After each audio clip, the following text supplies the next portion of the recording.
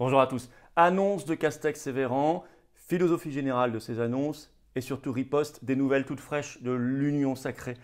Vous le savez, j'ai lancé l'appel il y a maintenant quelques jours. Ça me semble tellement impérieux, tellement indispensable.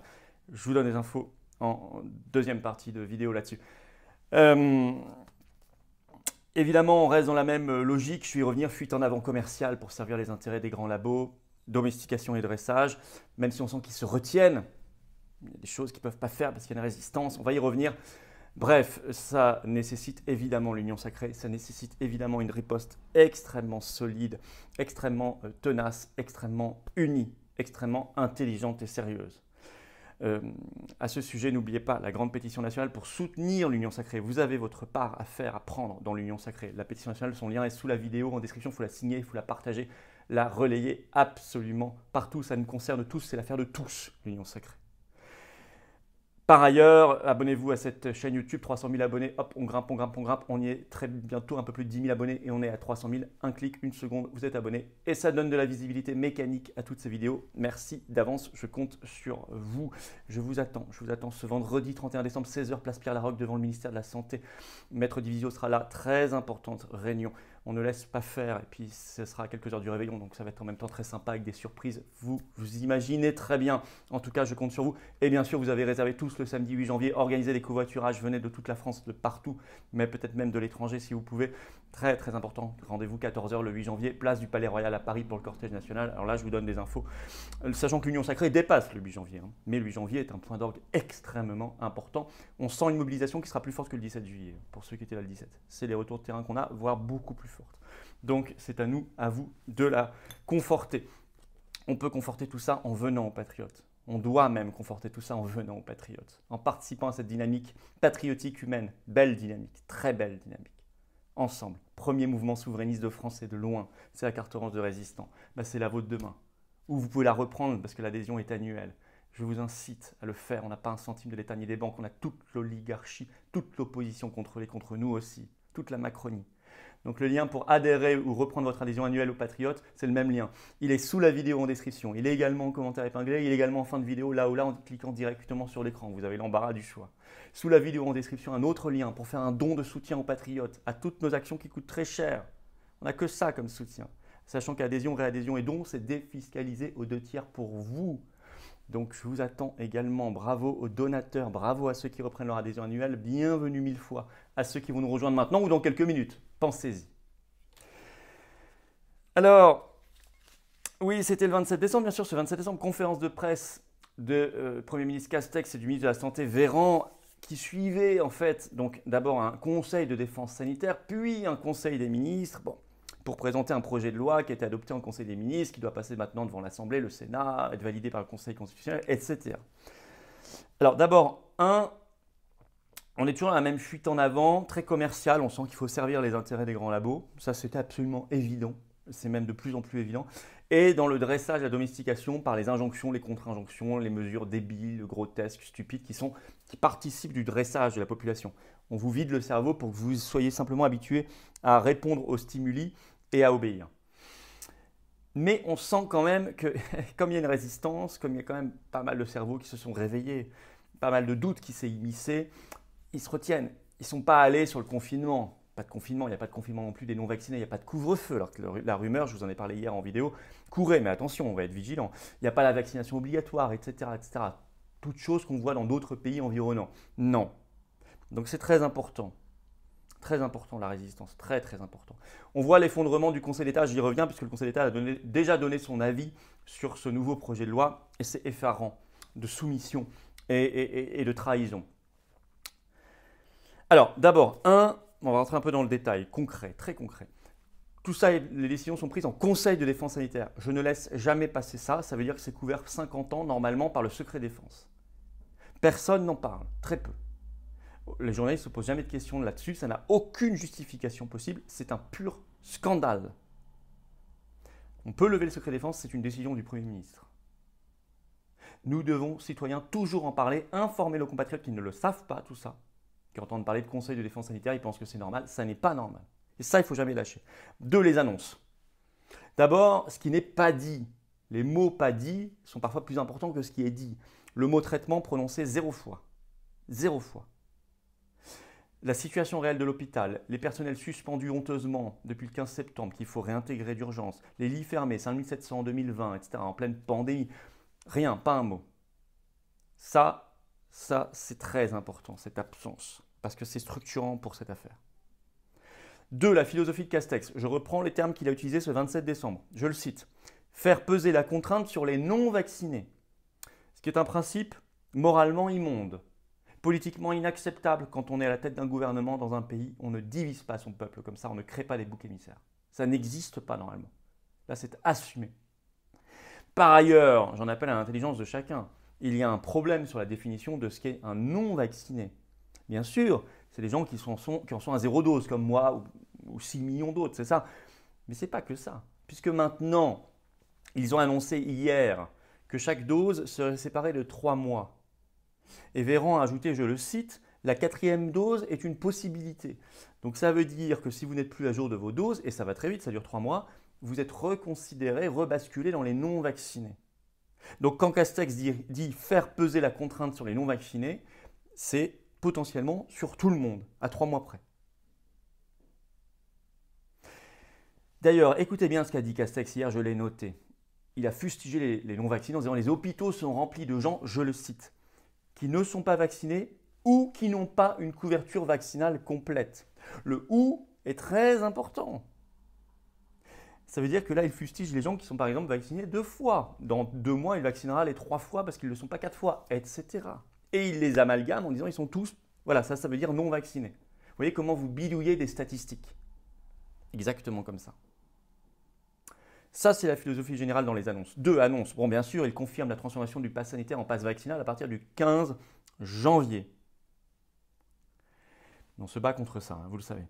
Avec, je le cite, accroissement des sanctions contre les faux passes sanitaires. Mais on n'a pas encore le détail des amendes, voire la prison, etc., etc.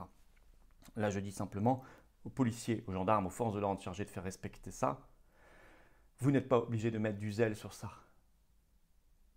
Occupez-vous, je sais que vous y tenez, des vrais délinquants, des vrais criminels, pas des honnêtes gens. Alors, une autre annonce. Alors là, on sentait Castex un peu gêné. On va donner le pouvoir, non pas de contrôle d'identité, mais de vérification d'identité. Aux patrons, aux restaurateurs, aux gérants de bars, de cafés, de théâtre, de cinéma, de salles de sport, etc. Vérification d'identité. C'est-à-dire que si on a un doute, si le restaurateur a un doute sur votre identité en voyant votre passe, eh bien, il pourra vous demander une pièce d'identité. Alors, que dit le Conseil d'État et le Conseil constitutionnel là-dessus ? Chacun se transforme en flic l'un de l'autre. C'est la définition même, à travers les âges, d'une société totalitaire. Ça fonctionne toujours comme ça. On transforme chacun en délateur de l'autre, en flic de l'autre, en surveillant de l'autre. Et on compte sur ce petit plaisir pervers et narcissique des gens de contrôler le voisin, d'avoir un petit pouvoir sur le voisin. Ça doit être balayé normalement par le Conseil d'État et le Conseil constitutionnel. C'est une prérogative officier de police. Nous allons voir ça. Alors, autre annonce, les grands rassemblements. Alors là, pendant 3 semaines, pour l'instant, il y aurait des jauges. Alors pour les grands rassemblements à l'intérieur, à 2000 personnes, à l'extérieur, à 5000 personnes, mais pas pour les événements politiques. Bon, protégés constitutionnellement. Écoutez, très bien, pour les manifestations, si on est plus de 5000 le 8 janvier, est-ce qu'on sera largement plus de 5000 ? Très bien, c'est couvert. Heureusement. On est quand même en pleine campagne présidentielle. J'ai bien envie de faire des meetings à l'intérieur où il y a beaucoup plus que 2000 personnes. Et nous en avons largement la capacité. Et je ne veux pas me gêner. Mais je dis aux autres, là, les artistes qui veulent faire des spectacles, déclarez-vous tous candidats à l'élection présidentielle. Et vous serez couverts par cette jurisprudence. Vous pourrez faire sauter les jauges. C'est tout. La loi est bête. Devenons bêtes. Vous savez, il ne faut pas être, parfois, dans les sociétés totalitaires, il faut aussi jouer de ça. Hein. Déclarez-vous tous candidats à l'élection présidentielle officiellement. Alors, je pense à nos compatriotes d'outre-mer, la Réunion, état d'urgence déclaré, Martinique, état d'urgence prolongé, ça a été annoncé hier. On se bat ensemble là-bas aussi, beaucoup de patriotes là-bas, et partout outre-mer d'ailleurs. On se bat ensemble. On vous oublie jamais, jamais, on vous cite, on vous acclame, on vous applaudit dans toutes les manifestations. Ensuite, Alors, le retour des mesures débiles, ce que j'appelle les mesures débiles, par exemple le masque à l'extérieur dans les centres-villes. Alors, dans les restaurants, on pourra manger assis mais pas debout. Dans les concerts, on pourra être assis mais pas debout.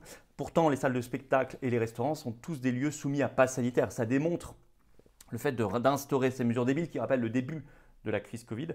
Ça démontre la foi qu'ils ont, la confiance qu'ils ont eux-mêmes dans leur propre passe sanitaire, puisqu'ils se sentent obligés d'ajouter ce genre de mesures stupides, grotesques. Mais alors, c'est pas si grotesque que ça.